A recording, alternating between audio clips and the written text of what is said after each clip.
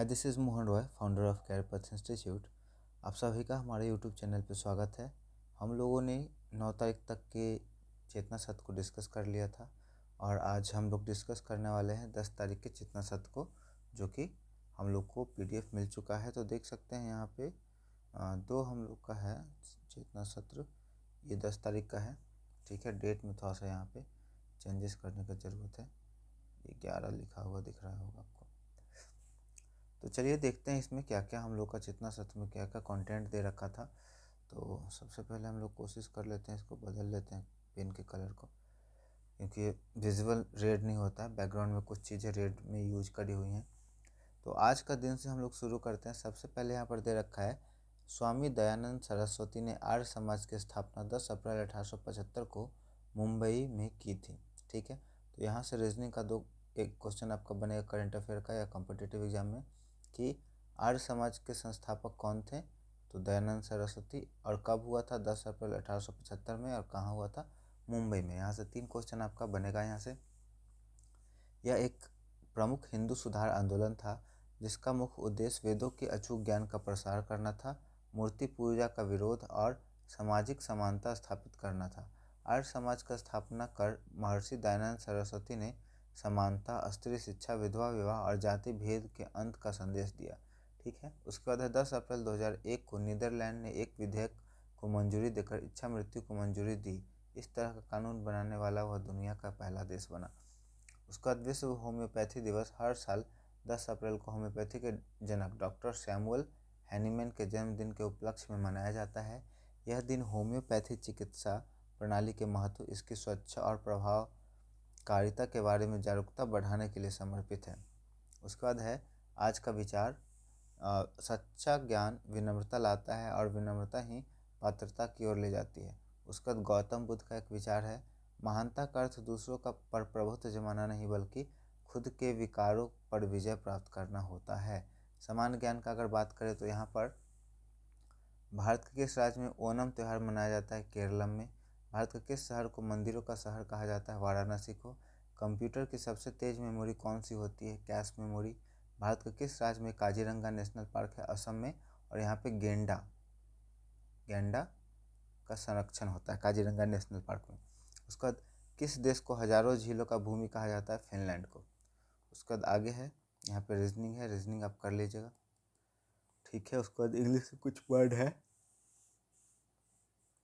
Big का मतलब huge, small का मतलब छोटा tiny, smart intelligent, silent, quite, mistake, error, ये हम लोग का सिनोनिम्स था,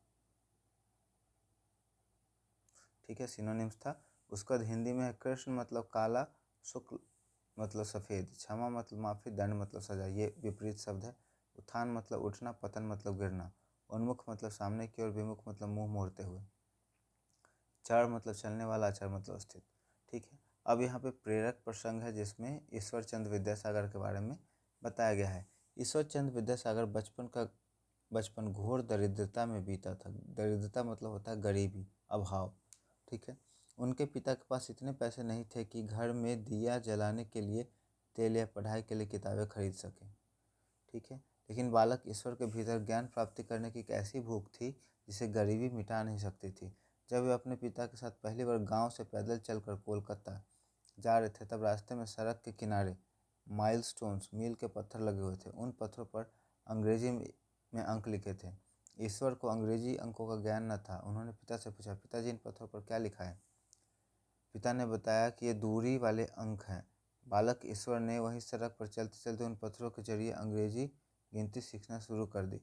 पिता को लगा कि बच्चा खेल रहा है, लेकिन जब वे कोलकाता पहुंचे तो ईश्वर ने 1 से 10 तक के अंकों को पूरी तरह सीख चुके थे। यह उनकी अद्भुत एकाग्रता का प्रमाण था। सड़क की रोशनी में पढ़ाई। कोलकाता पहुंचने के बाद भी मुश्किलों की कमी नहीं हुई। घर में रोशनी के लिए दिया जलाने के पैसे नहीं थे। ऐसे में ईश्वर हार मानकर सो सकते थे, लेकिन उन्होंने एक रास्ता निकाला। रात के समय सड़क पर लगे नगर निगम के गैस लैंप स्ट्रीट के नीचे जाकर खड़े होकर हो जाते और घंटों वहीं खड़े होकर पढ़ाई करते थे। कड़ाके की ठंड हो या मच्छरों का आतंक, ईश्वर का ध्यान अपनी किताबों से नहीं भटकता था। इसी कठोर तपस्या का परिणाम था कि उन्होंने संस्कृत कॉलेज की परीक्षा में न केवल प्रथम स्थान प्राप्त किया, बल्कि अपनी विद्वता के कारण उन्हें विद्यासागर की उपाधि से सम्मानित भी किया गया था। काफ़ी चार्मिंग पर्सनैलिटी, अट्रैक्टिव पर्सनैलिटी है। वही जो भी बच्चे जो कहते हैं कि इनका ध्यान नहीं है, ध्यान भटकता है, या बहुत सारे परेशानियाँ गिनाते हैं कि मुझे ये प्रॉब्लम है, नहीं पढ़ पाऊँगा, ये प्रॉब्लम है, नहीं मुझसे पढ़ाई होता, तो ये उनके लिए काफ़ी मोटिवेशनल होगा कि देखिए आदमी कैसे विपरीत परिस्थितियों में भी लोग अपने सिर्फ मेहनत से लाइफ में आगे बढ़ते हैं और पढ़ाई करते हैं ना। पढ़ाना बहुत ज़रूरी है। पढ़ाई से ही आपके मानसिक विकास का रास्ता खुलेगा ना।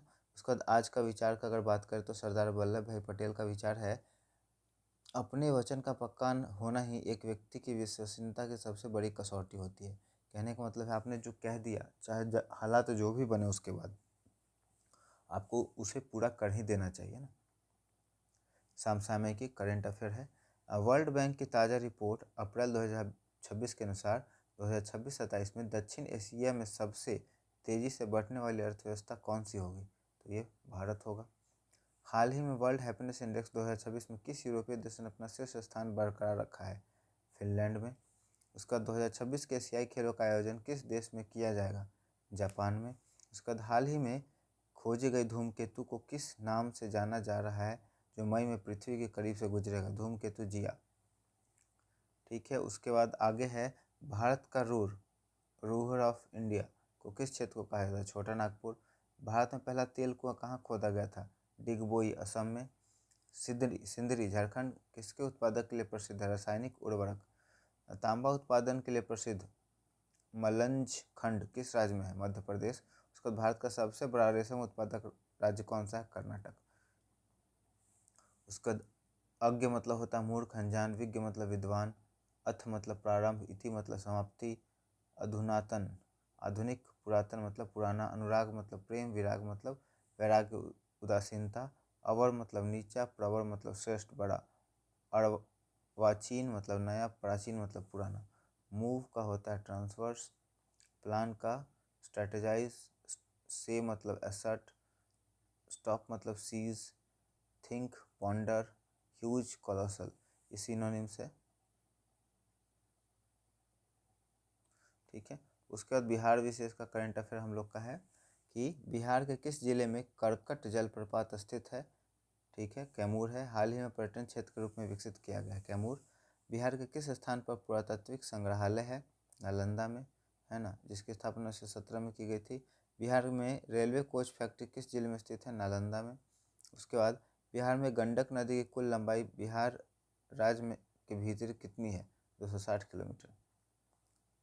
ठीक है, उसके बाद यहाँ पे रीजनिंग है, 2 से 4, 4 से 6, 6 से यहाँ पे 8।